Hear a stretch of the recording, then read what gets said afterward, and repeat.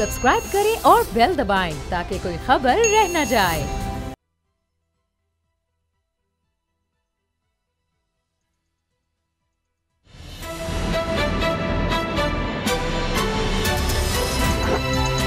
अब पता चला।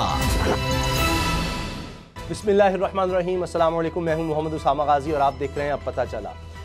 वज़ीर आज़म इमरान खान कह रहे हैं, अपील कर रहे हैं हज़ारा कम्युनिटी से कि जो सानिया हुआ उसमें जो लोग शहीद हुए उनकी तदफीन कर दी जाए। और इमरान खान साहब बार बार यकीन दिला रहे हैं कि वो ज़रूर आएंगे, कोयटा ज़रूर आएंगे और ताज़ियत के लिए पहुँचेंगे जल्द अज जल्द। लेकिन वहाँ पर मौजूद लवाहिकीन और जो लोग एहतजाज कर रहे हैं वो कह रहे हैं कि जब तक वज़ीर आज़म यहाँ नहीं आते हम तदफीन नहीं करेंगे।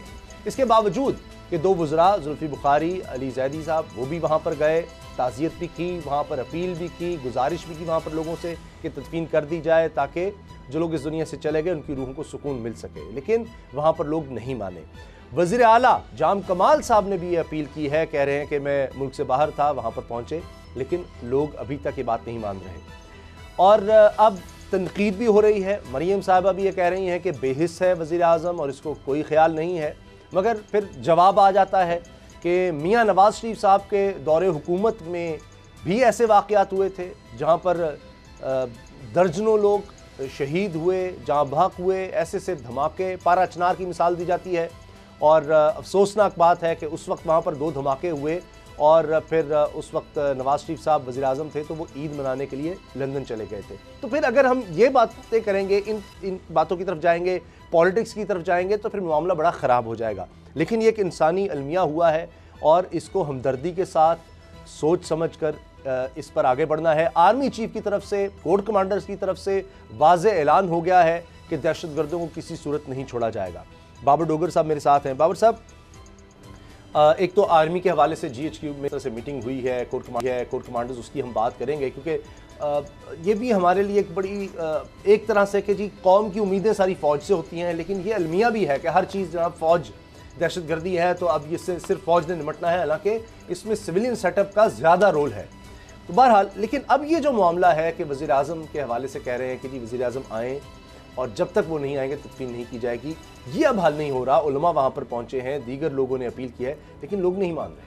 देखिए उसामा साहब, इस चीज़ में कोई शक नहीं है कि ये बहुत जुल्म हुआ है कि 10 बेगुनाह लोगों को जो शहीद किया गया, ये जो दहशतगर्दी का वाक़या है, इसको जितना भी कंडेम करें वो कम है। उसके साथ साथ इसमें भी कोई शक नहीं है कि हज़ारा बरादरी को ख़ास तौर पर पिछले कई सालों से टारगेट किया जा रहा है और एक तरह से टारगेट किलिंग की जा रही है और इसको भी ये स्टेट की ज़िम्मेदारी है, स्टेट की, ये रियासत की। सबसे पहले भी मैं कल भी ये बात कर रहा था कि रियासत की जो पहली ड्यूटी है, परफॉर्म करना या ना करना ये बात की बात है, जो पहली ड्यूटी है वो ये है कि अपने अवाम की जानो माल की हिफाजत करना।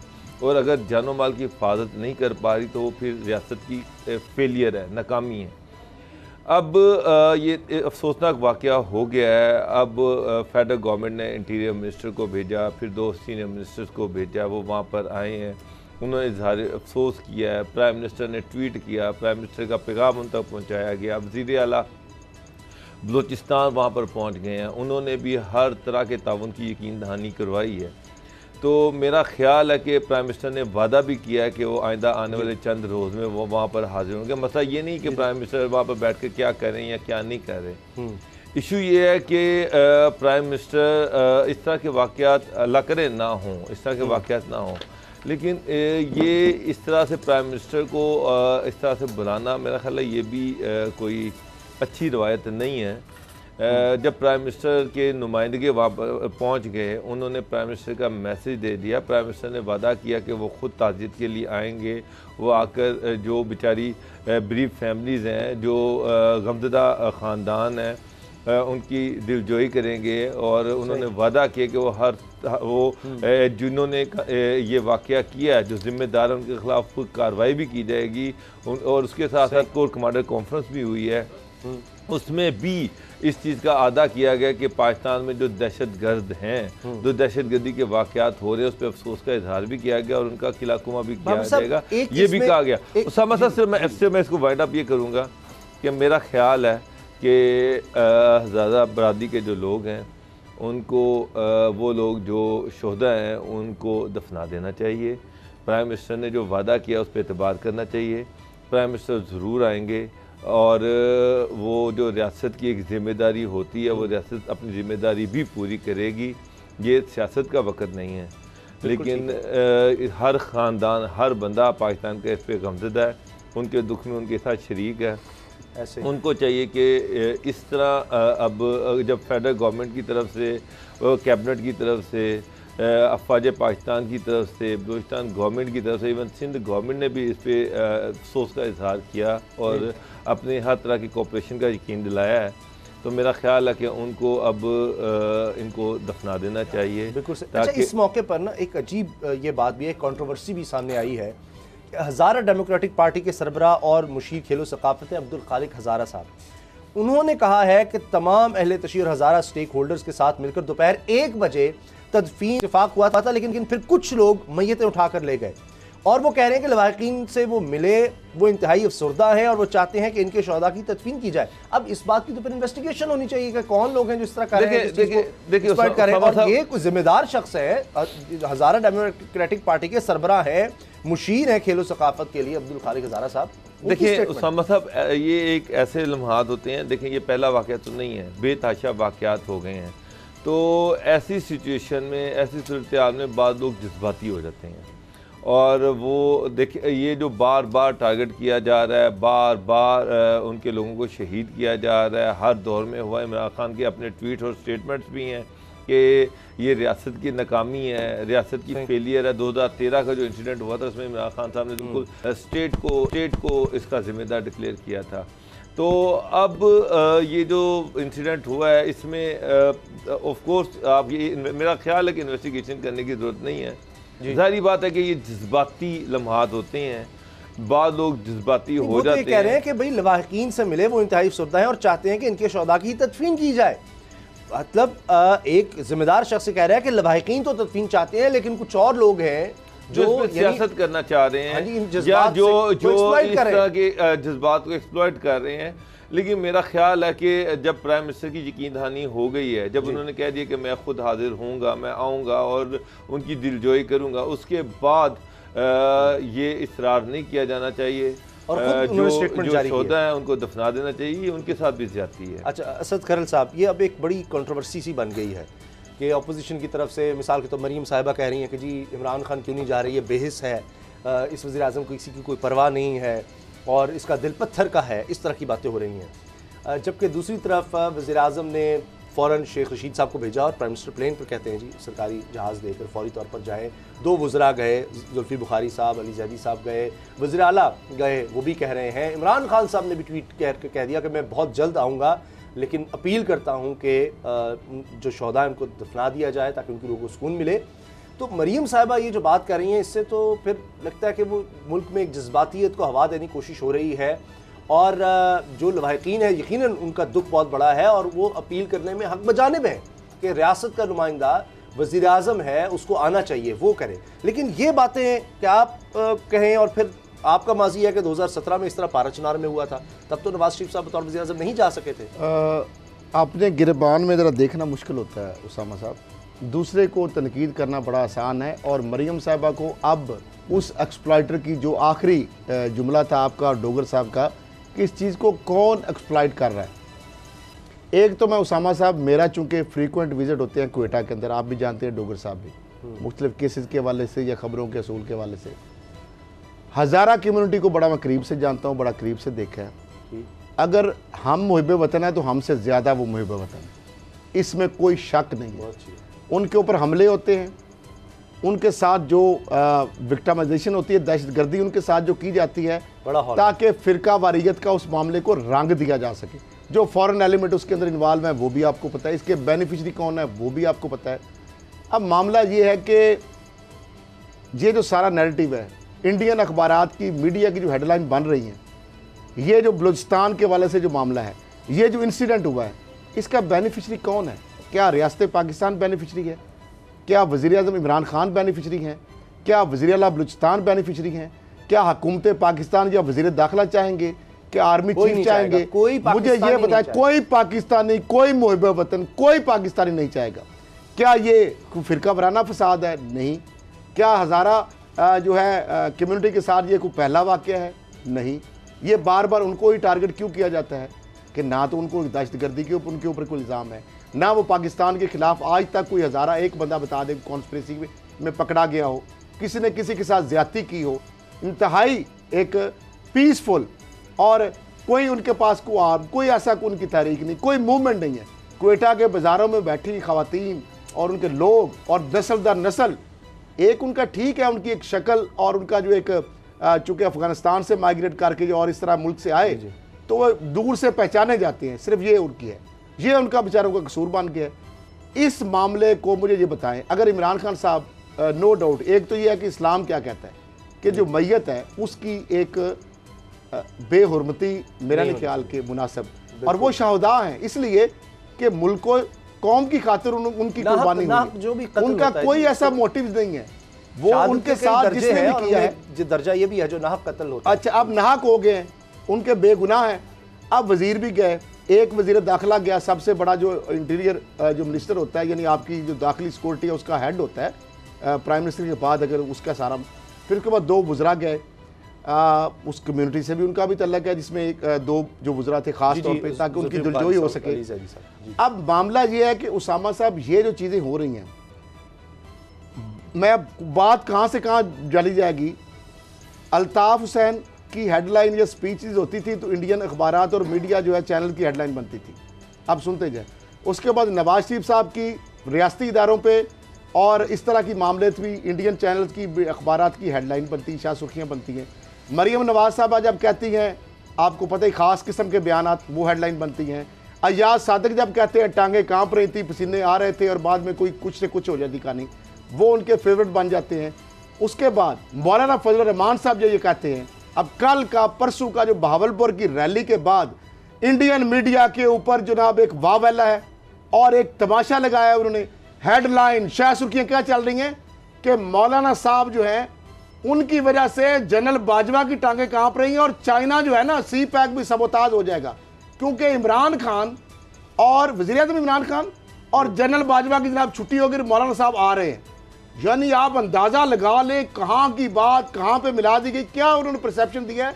कहते हैं कि चूंकि मौलाना मसूद अजहर जो है और बहावलपुर के हवाले से उनका जो चुनाव किया है ना, उन्होंने ये चुनौती की है, जो अपनी बात कर रहे थे मीडिया वाले, मैं तो सुन के और पढ़ के उनकी चीज़ें हैरान हो रहा था कि वो उन्होंने जनाब कछाड़ में इस तरह वो हाथ डाल दिया कि जो जैश मोहम्मद है ना, जिसके बारे में प्रोपेगेंडा, और मौलाना मसूद अजहर जो कालिद तस्लीम है, और वही जो मदरसे के बारे में उन्होंने इंटरनेशनल मीडिया, और एक खबर छोटी सी डॉक्टर साहब भी बताएंगे, आप भी करें, डॉक्टर साहब इन्होंने बताया था इंडियन मीडिया ने कि जनाब वहां पे तो बड़ा दहशतगर्दी के कैंप है, नर्सरी है, ट्रेनिंग है, असला और गोला बारूद है, हमने ओपन कर दिया पूरी दुनिया के लिए कि भाई आप देख लो, ये तो मदरसा है और यहाँ जदीद इल्म भी है, कंप्यूटराइज एजुकेशन भी है, ना यहाँ पे किला है, ना यहाँ पे असला है, ना ट्रेनिंग है, इधर उधर से लेके पाकिस्तान को बदनाम करने। उन्होंने कहा जी मौलाना साहब जो है ना, उनका पिंडी का धरने का ऐलान जो उन्होंने किया था, आपको पता ही है, पिंडी की तरफ, और बहावलपुर का चुनाव जहां के वो जनरल बाजवा की जो बनाई हुई जो तैयार है फोर्स, कालिद मौजूद, जैश मोहम्मद और सारी कहानियां, तो वो जनाब आप सुन तो लें, छोटी सी पकड़े भी गए हैं जी। उन्होंने कहा कि वहां जनाब वो जनरल बाजवा और इमरान खान की हो रही है छुट्टी, और जनरल बाजवा और इमरान खान के ऊपर सी पैक की सारी इन्वेस्टमेंट का दारोमदार है, तो लिहाजा सी पैक भी सबोताज हो गया। अच्छा, अब ये जो वाकया है ना, सुन, अगर वज़ीर-ए-आज़म साहब वहां जाएंगे तो इंटरनेशनल मीडिया की हेडलाइन बनेगी, और हेडलाइन में ये नहीं लिखा जाएगा, वो नैरेटिव अपना बनाएंगे कि बलूचिस्तान के अंदर शोरिश है, बदअमनी है, वहां पे जो अमनो-अमान की सूरत बहुत अबतर है, और जनाब लाशें गिर रही हैं। इंटरनेशनल मीडिया डॉक्टर साहब भी काम करते हैं, वो ऐसी हेडलाइन लगाएगा, डॉक्टर साहब जाएगा, उससे यही तो की जाएगी। ये जो दहशतगर्दी की कोशिशें मुसलसल हो रही हैं, कहीं खुदा न और जो टूरिस्ट हमारा मुल्क बना, ये डिमांड होगी, टूरिस्ट आ रहे थे ना उसामा साहब, टूरिस्ट आ रहे थे, मुल्क हमारा सियाती हवाले से सारे इंडिकेटर, तो भारत को इसी वजह से सी पैक और जो सियाती हवाले से हमारा मुल्क शेयर की गई है। अच्छा बाबर साहब, अब ये जो पॉलिटिक्स जिस तरह से हो रही है मुल्क में, दोबारा इस पे तो सियासत नहीं, मुल्क का मामला है भाई। ये कल चीफ जस्टिस यही कह रहे थे करके वाकये के ऊपर, चीफ साहब ने भी कहा, वाकया भी यही था ना कि जी मेरे दौर में तो जब हम वज़ीर-ए-आज़म थे तो जी ये खत्म हो गया था सारा मामला, ये दोबारा सर उठा रहा है। तो वो हर चीज़ को मशरूत कर देते हैं कि जनाब हमारी अगर हुकूमत आ जाए। ये भी मुझे समझ नहीं आती कि वज़ीर आज़म बिलावल आएंगे तो मुल्क के हालात ठीक होंगे, या मरियम आएंगी, नवाज शरीफ आएंगे, ये PDM फैसला कर ले। सदर के लिए भी मौलाना फजलुर रहमान साहब होंगे, ये सब को काबिल कबूल है, क्योंकि हाफिज़ अहमद साहब कह रहे हैं कि नवाज शरीफ ने यही यकीन दिलाया हुआ है कि अगर हमारी कभी अब बारी आ गई तो फजलुर रहमान साहब आप सदर होंगे, जैसे पहले उन्होंने गौस अली शाह साहब और दीगर से बड़े वादे पूरे कर दिए हैं। देखिए आज जो बन्नू में जलसा हुआ है, इसमें अब पहले तो बिलावल नहीं आ रहे थे, अब मरियम भी गायब, ये क्या हो गया? उसामा साहब, जहाँ आपने ये बात की कि मौलाना फजलुर रहमान से वादा किया हुआ कि अगर हमारी कभी बारी लगी तो आप वज़ीर आज़म होंगे, सदर होंगे। पहले उनके साथ क्या हुआ? ये पहले भी ये दो दफा उनके साथ जो साबका इफ्तिखार चौधरी साहब जो चीफ जस्टिस थे, उनको भी इन्होंने टिश्यू पेपर की तरह इस्तेमाल किया था। उनको भी इस तरह के सुहाने ख्वाब दिखाए थे कि जनाब अगर हम आए तो उसके बाद फिर आप ही सदर होंगे। इससे पहले जो नवाब वक्त के मदीर थे मरहूम मजीद निज़ामी साहब, उनको भी यही सुहाने ख्वाब दिखाए गए थे कि जनाब अगर हमारा दौर आया तो आपको सदर बनाया जाएगा। और मैंने सुना है कि जब 97 में नवाज की गवर्नमेंट बन रही थी तो उन्होंने तो अचकन भी सुलवा ली थी कि अब मैं सदर बनने जा रहा हूँ, लेकिन उस वक़्त बना कोई और। तो इनको तो सदर चाहिए, कोई भले वाला, कोई ऐसा बंदा जो इनका ज़ाती खिदमतगार हो, जो इनके सामने खड़ा भी ना हो सके। अभी सदर के उम्मीदवार जब बने उनके साथ क्या किया इन्होंने? वही बात है, कुछ 100 साल पुरानी बात तो नहीं है। जब उम्मीदवार बनने की उन्होंने ख्वाहिश जाहिर की और उनके साथ जो किया डोगर साहब, वो भी सामने। इफ्तिखार चौधरी साहब की मिसाल आपके सामने, मैं उसका भी आखिरी दिनों में वो बेचारे परेशान, वो उनको वादा किया गया था, उनको ये ख्वाब दिखाया गया था कि अगर हमारी हुकूमत 2013 में बनी, आप ये पार्टी का बेड़ा गर्क करें, उनके प्राइम मिनिस्टर को उड़ाएं, हम आपके साथ हैं और मैं आपको प्रेसिडेंट ऑफ पाकिस्तान बनाऊंगा जी। तो कोई भी नहीं। मैं फ्रीक्वेंट विजिट वहाँ पे पेश होता था डोगर साहब, तो चौधरी इफ्तिखार चौधरी के हवाले से नवाज शरीफ के करीबी जो साथी हैं उनका जनाब वो बड़े उन्होंने काम किया है, उन्होंने तो अपोजिशन का रोल किया है प्ले वहाँ पे पीपल्स पार्टी की जो हुकूमत है उसको नाको चने चुबाए हैं, तो वो तो डिजर्व करते हैं। नवाज शरीफ का आगे जुमला क्या था जो चीफ जस्टिस तक पहुंचा इफ्तिखार चौधरी साहब, उनका हम उसको सदर पाकिस्तान बना के अपने गले के अंदर फंदा डाल दें कि हम तो कुछ ताबेदार, वही जो बात है आपकी कि हम तो इस तरह के भल्ले वाले को बनाएंगे, वो बंदा तो हमारे लिए एक थ्रेट बन सकता है कल। लेकिन खरल साहब राना सना के जरिए से हाँ जी वो सारे काम होते रहे, रिश्तेदारी भी आपको पता ही है कि अगर हमारा टेन्योर आया तो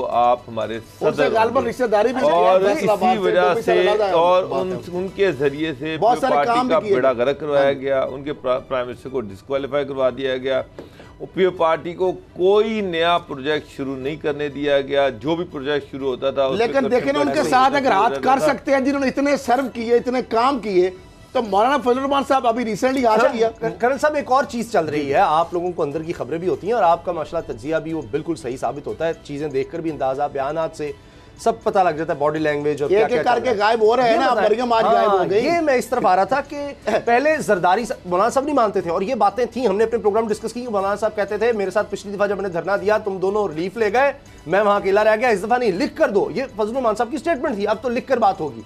ये सारा आगे करके फजलुर रहमान को हमारे मदारिस के बच्चों को इस्तेमाल करने, तो अब आप अंदाजा लगा लें ना, वही हो रहा है, फिर वही कहानी हो रही है। सुन तो ले, मरियम भी नहीं आई आज, कहते हैं मुद्दई सुस्त और गवाह चुस्त।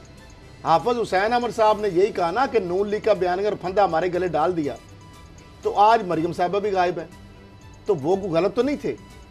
अब मामला ये है कि मैं थोड़ा सा एक इवेंट पे अगर मरियम नहीं पहुंची तो वो जाएंगे, कुछ हो रहा है, हमें किसी नतीजे पे नहीं पहुंचना चाहिए। एक चीज मैं आपको बता दूं, लीस्ट कंसर्न है, ये मरियम भी यही समझती हैं, जरदारी साहब भी यही समझते हैं, बिलावल भुट्टो भी यही समझते हैं और मौलाना फजलुर रहमान भी ये समझते हैं कि अगर PDM टूट गया तो फिर इनका जो हशर होना है ना वो सारी दुनिया ने देखना है।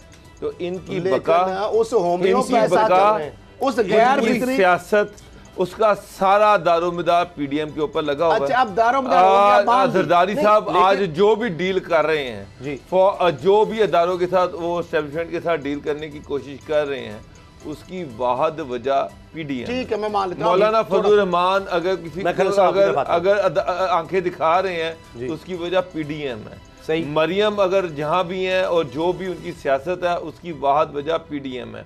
एक चीज याद रखिएगा कि अगर आज PDM टूटे, अगर इनमें से एक भी बंदा पीछे हटा तो वो खाली पीडीएम तो टूटेगी टूटेगी, बाबर साहब, इन बात सब सही का है, बेड़ा गर्क साथ हो जाएगा। आपकी बात सही है, लेकिन खरल साहब फिर पीछे हो क्या रहा है? यही तो बात है। अच्छा, मैं इस पे आ कहते हैं जाता इनकी हूं। सियासत खत्म हो डॉक्टर जाएगी, साहब, ये PDM से आपको निकलेंगे। पता है। पीपल्स पार्टी, नून लीग नहीं निकल सकते, लेकिन पीछे कुछ ना कुछ तो हो रहा है। अब सर आपको पता है। ये एक यूटर्न जरूर हो रहा है, एक यूटर्न जरूर हो रहा है।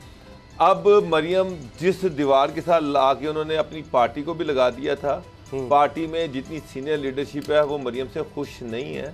ठीक है, अब मरियम जो है उनको लग रहा है कि उन्हें थोड़ा सा यूटर्न मारना पड़ेगा, उन्हें थोड़ा सा अपनी जो उनका जो स्टांस है हार्ड। अच्छा, मैं इसका क्रम ब्रेक हो जाएगा। पड़ेगा। ऐसा तो नहीं कि जुमले सख्त होंगे लेकिन पीछे काम चलता रहेगा। और इसीलिए अब इलेक्शन कमीशन का रुख किया जा रहा है 19 जनवरी को, अब वहां पर जा रहे हैं मामला केसेस के पीछे। इमरान खान ये मैंने कहते क्या थे कहा कि था? इदारों में आओ ना। मैंने उसामा साहब आपको कहा था ये टेम हो जाएंगे, ये इनकी जो है ना ये एग्रेसिव और ये एग्रेशन ये आहिस्ता आहिस्ता कमी हो जाएगी। इस्तीफों वाली बात आपको की साबित हो गई कि इस्तीफे नहीं देंगे। मैंने कहा था सेनेट के अंदर ये इलेक्शन में ज़मीनी से पहले उसके जो है हिस्सा लेंगे, सेनेट के इलेक्शन में हिस्से देंगे, इस्तीफे नहीं देंगे, लॉन्ग मार्च नहीं, जो लॉन्ग मार्च नहीं करेंगे।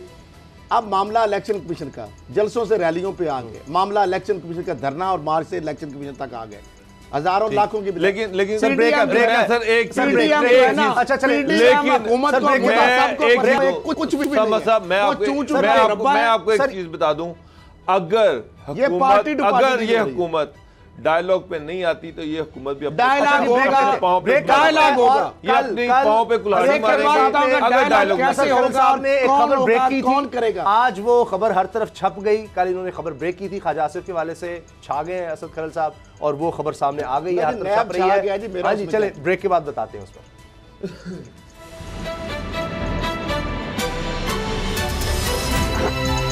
अब पता चला।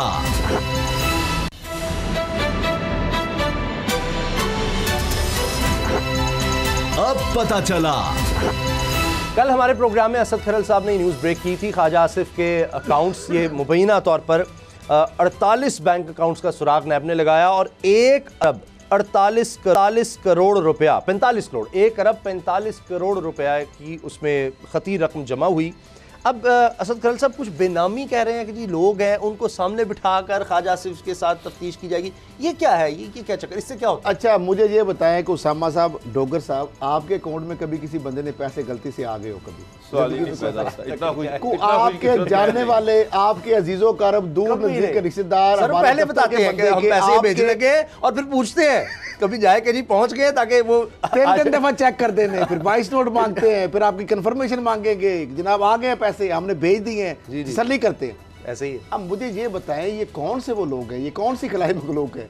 कभी वो शहबाज शरीफ साहब जो है और उनकी फैमिली जो है, उनके अकाउंट्स के अंदर हमजा शहबाज जो और सलमान शहबाज अकाउंट के अंदर 7.5 अरब डाल जाते हैं, और ये लोग कहते हैं हम उसको नहीं जानते। और फिर 29 अकाउंट जो ओमनी ग्रुप के जरदारी साहब एंड कंपनी, वो सारे आ जाते हैं, अनवर मजीद वगैरह। नहीं, वो जरदारी साहब ने तो कहा था ना कसूर उसका है जो मुझे हाँ। भेज रहा है, वो रेडी वाला, नहीं, पापड़ नहीं। वाला, उससे जाके पूछेंगे वो मुझे पैसे रेडी क्यों वाले, भेज रहा है। पापड़ वाले जिसके अकाउंट में आए, तो अगर उसके अकाउंट में आए तो भाई उनको दे दे बेचारे, उनकी तो किस्मत बदल जाए ना।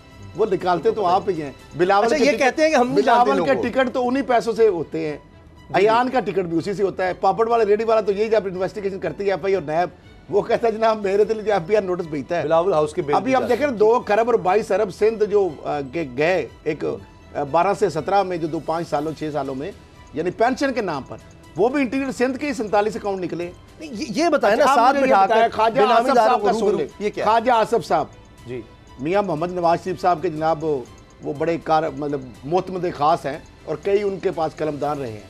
सियालकोट की हाउसिंग सोसाइटी का मामला है, वो भी विक्टिमाइजेशन है, जारी बात लोगों से उन्होंने फ्रॉड किया, वो भी उनके साथ उनकी अहलिया भी और अच्छा, उनका वो बेटा बैंकर भी उसमें। रहे हैं। मियां मनशा के साथ उनके तलकात थे, बाद में लड़ाइयाँ शड़ाइयाँ भी चलती रहीं।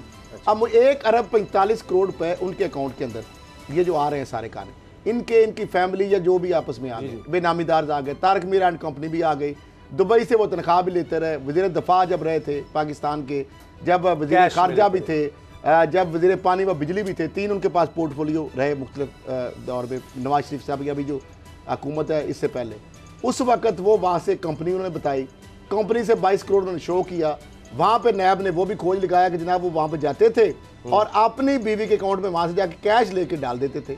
वही मैंने, अब वहाँ तो मामला तो 22 करोड़ से तो पीछे रह गया ना, मैंने उसी वक्त बताया था। 15-16 करोड़ का घर उन्होंने जो बाजार बेचा हुआ है, जरदारी साहब जो है कहते मेरा तो कोई तल्लक नहीं है, पैसे उनके घर चलते हैं सारे उसी fake account, Anwar Sindh bank लूटा जाता है वो सारा।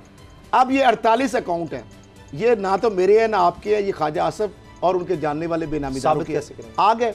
1 अरब 45 करोड़ उसमें आ गया। तारक मीर एंड कंपनी में अंदर 40 करोड़ आ गया, 22 करोड़ इन्होंने बाहर से कैश लिया है। अब नैब ये कहता है, उन्होंने जो सारी चीजें उन्होंने कहा जी वो बेनामीदारों को उन्होंने बुला लिया, बुला रहे हैं, अच्छा उनको सामने बिठा दें ख्वाजा आसफ के, और वो ये बताएंगे कि जनाब ये पैसा आपके पास किधर से आया।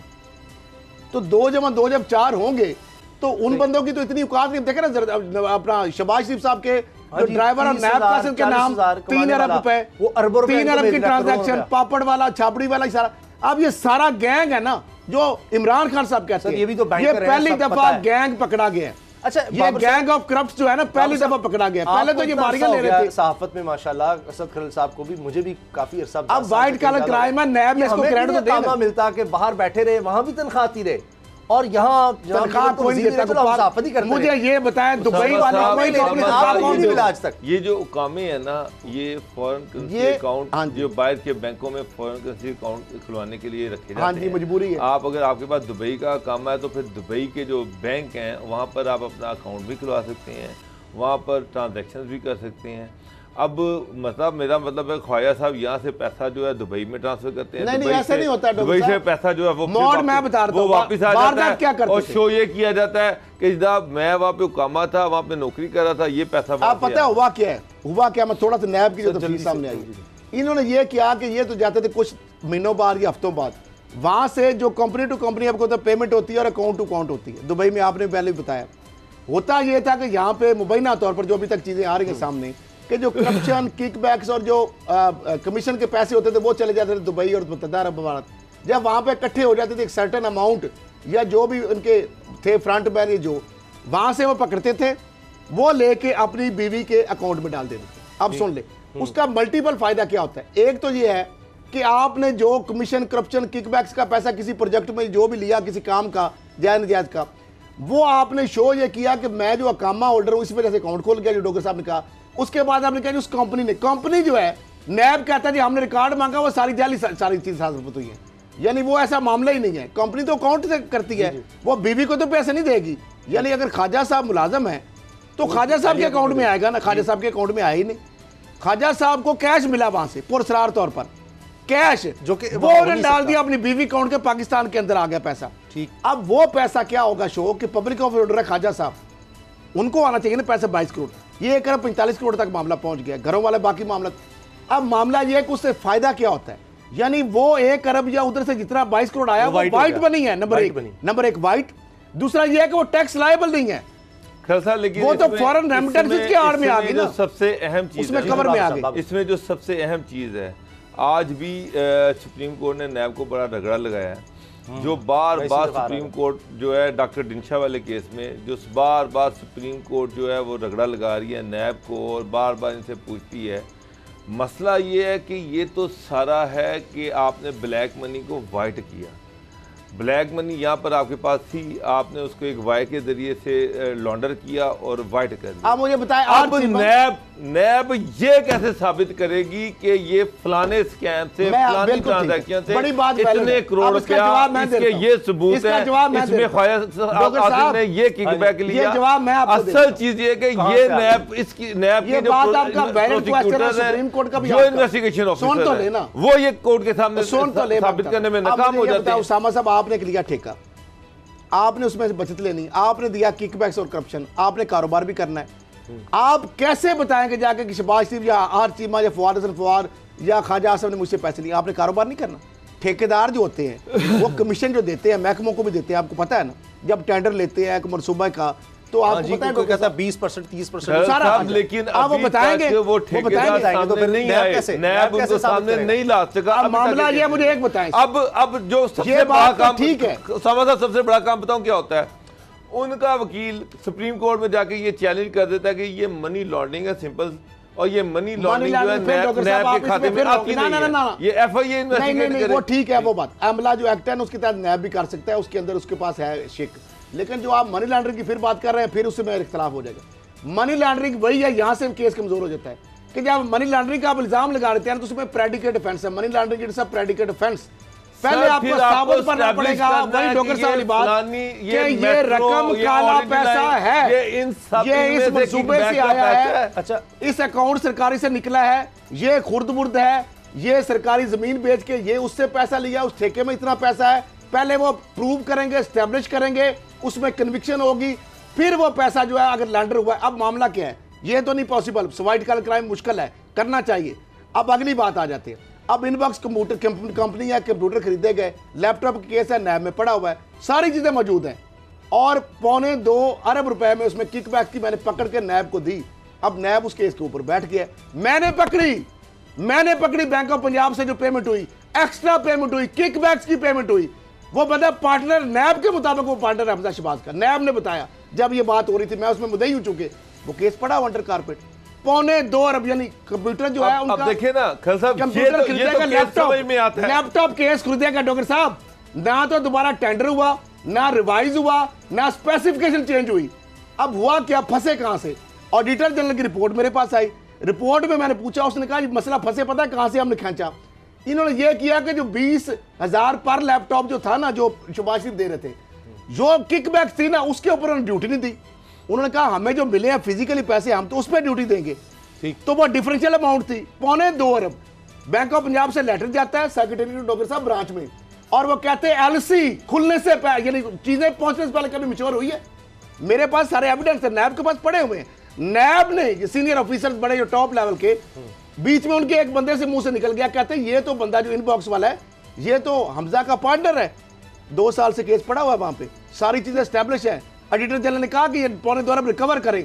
अब जो मामला डॉक्टर साहब कह रहे हैं उससे आगे में ही केस चलते हैं। अब मामला क्या है, फवाद हसन फवाद को डॉक्टर साहब अरबों रुपए अमेरिका जो उसका भाई भेज रहा है, वहां पे उसकी बिलें लगी हुई हैं, पैसा इधर से जाके घूम के आता था ना सर। अच्छा, कवर करने के लिए सुन तो ले, कवर हो गया ना, तो व्हाइट कलर तो मैं आपने पकड़ लिया। अच्छा, 8 चीमा को अरबों रुपए आ रहे हैं बाहर से, उसका भाई वहां पे कौन सी मिले लगा के बैठा हुआ है, पैसा डॉक्टर साहब इधर से हो गई है। लेकिन अब ये लेयरिंग करते हैं, व्हाइट कलर क्राइम है। कोर्ट के सामने ये केस आता है खल साहब, मैं तो आपकी बात से आप ये कहते हैं कि ये करप्शन का पैसा है, तो लिंक तो डॉट तो आपने मिला है कि कौन कौन से प्रोजेक्ट से ये करप्शन की गई है, उसकी कोई एविडेंस ही सामने लेके वहां पे नैब खामोश। अच्छा, मुझे बताया आशियाना स्कैंडल के अंदर हमने प्रोग्राम में, आप पता चला मैं ब्रेक किया था, हमने फरवरी में दिखाया था, नवंबर में दिखाया था, जाके फरवरी में जाके वो एविडेंस बना कर ग्राउंड ऑफ रेस्ट के 32 कनाल उसने पैरागॉन में पैसे दिए जिस तरह ब्रांच से, और 8 चीमा ने अपने अजीजो कारब के नाम वो ब्राइब ली, साबित हुआ, उसको ग्राउंड ऑफ रेस्ट नैब ने 6 माह बाद बनाया।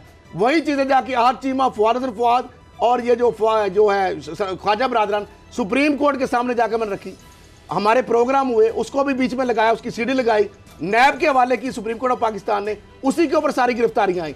मामला ये फिर इनके जाके 8 चीमा के मैंने जब गांव से जमीनें निकाली, ख्वाजा बरादरान की सारी, अब नदीम जिया है चीफ एग्जीक्यूटिव है डॉक्टर साहब पैरागॉन का, वो तो एसडीओ था रिटायर, वो तो पपिट है, आपको पता है सारी दुनिया जाने न जाने, सिर्फ वो न जाने सर। लेकिन ख्वाजा आसाद रफीक ने एफिडेविट दिया सुप्रीम कोर्ट, पैरागॉन से मेरा कोई तल्लक नहीं।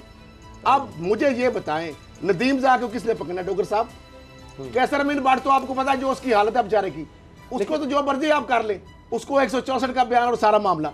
नदीम ज़िया को डॉक्टर साहब किसने पकड़ना ला? सर बात ये है, उसको पकड़ेगा तो सारी कहानी के ही कई सलमान शहबाज को किसने लाना? प्रोसिक्यूटर होंगे, कई लोग होंगे जो नून लीग वही सारा कुछ पहले भी बता देते होंगे जिसने कुछ करना है। देखिए वैसे भी व्हाइट कॉलर क्राइम की बंदे बाहर चले जाते हैं, वहां से डाटा नहीं आता, म्यूचुअल लीगल असिस्टेंस के तहत इंटरनेशनल कोऑपरेशन विंग और बहुत सारे मामला आते हैं। अच्छा, कुछ अच्छी बातें करेंगे कि मईशत लग रहा है कि बेहतर हो रही है, पाकिस्तान की स्टेट बैंक भी कह रहा है, IMF भी प्रेडिक्ट कर रहा है, पहली सेमाई रिपोर्ट भी आई है, उसमें कुछ अच्छी बातें हैं। ब्रेक के बाद बात करते हैं।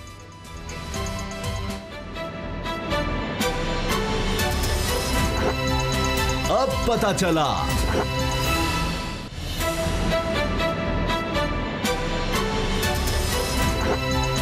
अब पता चला। स्टेट बैंक ऑफ पाकिस्तान की सेमाही रिपोर्ट आ गई है माली साल 2021 के लिए। इन्हीं पहले महीनों में साल के परफॉर्मेंस कुछ बेहतर नजर आ रही है, और जो प्रेडिक्शंस थी, पेशगोइयाँ थी कि खुदा न खास्ता पाकिस्तान की इकॉनमी कहीं बहुत बुरी हालत में चली जाएगी, उसके बरक्स काफ़ी बेहतरी नज़र आ रही है। ख़ासतौर पर जब पिछले साल से मुवाजना किया जाता है, 2020 का जब आगाज़ हो रहा था, 2019 का इख्तिताम हो रहा था, उन महीनों का अगर मुवाजना करें तो कहानी बिल्कुल उलट नज़र आती है। उस वक्त अगर कहीं खसारा था तो आज वहाँ पर आमदन नज़र आ रही है। सीमेंट सेक्टर अच्छा जा रहा है, इसके अलावा तरस-ए-तेज़ार यानी रेमिटेंसेस बाहर से उनमें इजाफा देखा गया है। पाकिस्तान के ज़र मुबादला के ज़खायर बेहतर हैं। आगे कहा जा रहा है कि उम्मीद है कि एक्सपोर्ट भी पाकिस्तान की बढ़ेगी। टेक्सटाइल के शोबे में बहुत ज़्यादा बेहतरी नज़र आई है। बाबर डोगर साहब, इसमें एक खास बात ये भी है कि महंगाई के लिए अगले साल का जो बताया जा रहा है वो 7 से 9%, वरना हमने 14% तक देखी है एक महीने में, बहुत बुरे हाल थे। तो महंगाई कह रहे हैं कि निस्बतन पिछले साल की निस्बत अब 2021 में 2020 की निस्बत 2021 में कोई सूरत हाल को बेहतर लगेगी। उसामा साहब, जो स्टेट बैंक की जो ताज़ा तरीन रिपोर्ट आई है उसमें जो इंडिकेटर्स हैं वो तो बड़े पॉजिटिव हैं, लेकिन उसमें बार बार एक ख़तरे की निशानदेही की गई है। वो ये है कि कोविड-19 कि जिस तरह से ये जो GDP है, जो ग्रोथ है वो 1.5 से 2.5 और उसके बाद ग्रेजुअली साल के एंड पे बहुत ऊपर भी जा सकती है, 7% तक जा सकती है। लेकिन लेकिन उसके साथ ये भी है कि अगर कोविड-19 का फैलाव इस तरह से ना हुआ जिस तरह से हमने लास्ट ईयर इसको कंट्रोल किया है, इस दफ़ा इसको फिर हम कंट्रोल कर गए और इसके फैलाव को उस तरह से आगे नहीं जाने दिया, तो इकोनॉमिक इंडिकेटर जो हैं वो पहले से थोड़े बेहतर हैं और ये आगे मज़ीद बेहतर होते जाएंगे। इसके साथ साथ गवर्नमेंट के पास जो फॉरेन रिजर्व है उसका बिल्डअप हो रहा है, जिस तरह से इंपोर्ट और एक्सपोर्ट जो है उसमें हल्का सा बैलेंस आ रहा है। आपकी जो इंपोर्ट्स हैं वो दिन ब दिन कम हो रही हैं, एक्सपोर्ट्स बढ़ रही हैं, ये पॉजिटिव इंडिकेटर्स हैं। तो असल चीज़ जो बार बार रिपोर्ट में जिक्र किया जा रहा है वो इसको मशरूत किया जा रहा है कोविड-19 से। तो जो चीज़ अभी तक नज़र आ रही है, अब कोविड-19 जो है उसमें भी डिक्लाइन आना शुरू हो गया। आप देखिए कि ओवरऑल 50,000 केसेस थे, अब वो केसेस जो हैं वो डिक्लाइन आके 35,000 केसेस आ गए हैं। ये तो पॉजिटिव इंडिकेटर नज़र आ रहे हैं कि अगर कोविड जो है इसी तरह से नीचे जाता गया और इकोनॉमिक एक्टिविटी जो है वो इसी तरह कंटिन्यू करती गई तो उम्मीद है कि GDP जो है वो आगे मज़ीद बढ़ेगा, ऊपर जाएगा। अब ये जो GDP की आपने बात की ना, ये 1.5 से 2.5% कहा जा रहा है। आम लफ्ज़ों में अगर कहें तो मैं गलत नहीं हूँ तो ये अगर इस सतह पर भी बढ़ती है तो बेरोज़गारी बढ़ रही होगी, इसलिए कि जितनी हमारे मुल्क की आबादी बढ़ी है उस लिहाज से हमें कम अज़ कम 6% के लगभग चाहिए मईशत में हर साल बेहतरी।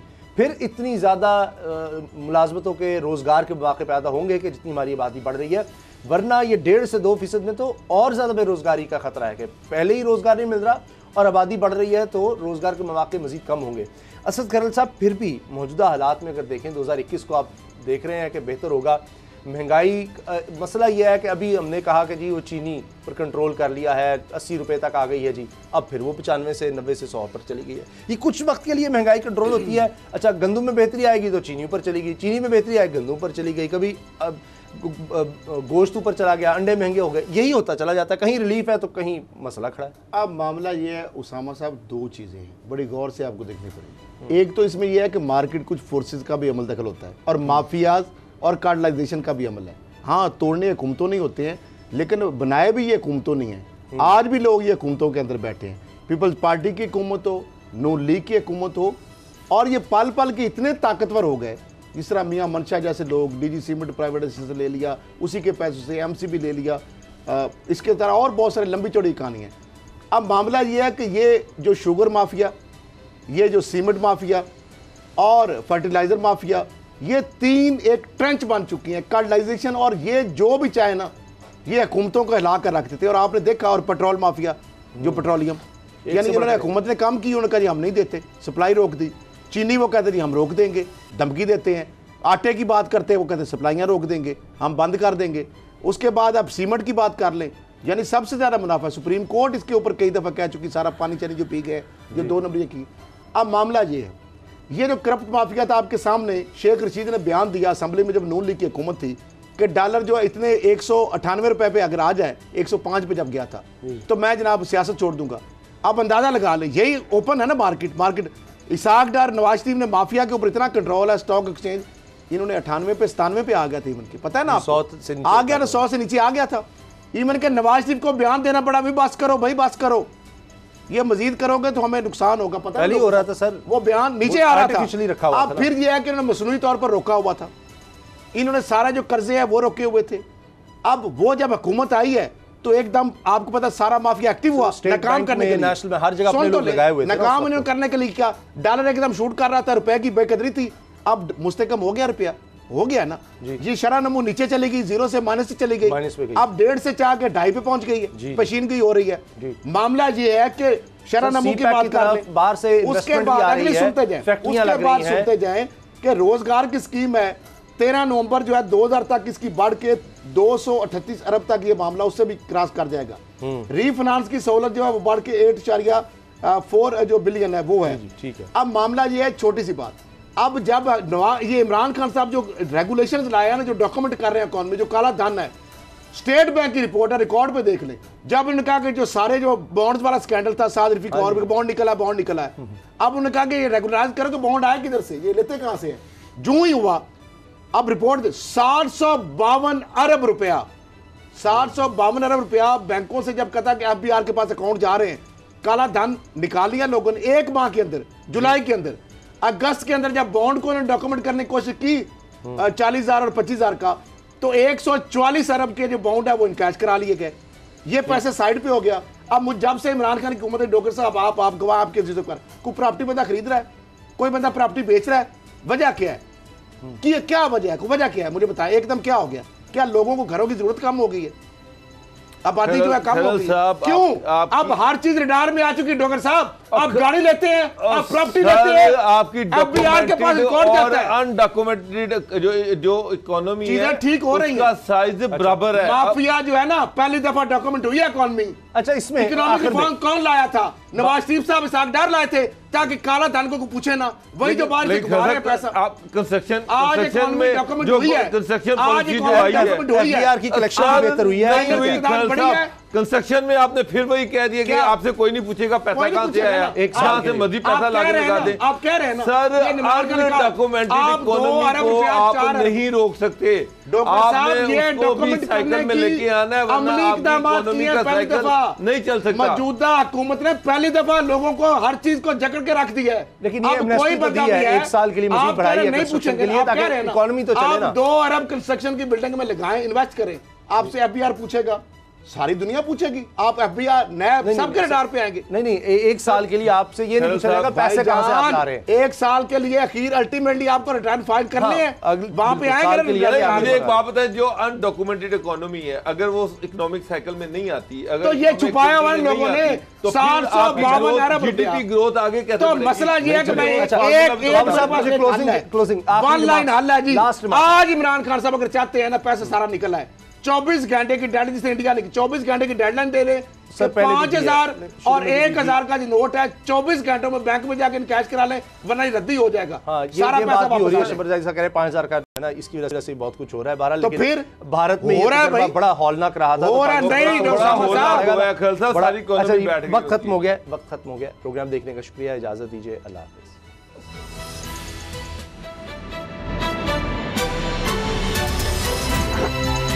अब पता चला। सब्सक्राइब करें और बेल दबाएं ताकि कोई खबर रह न जाए।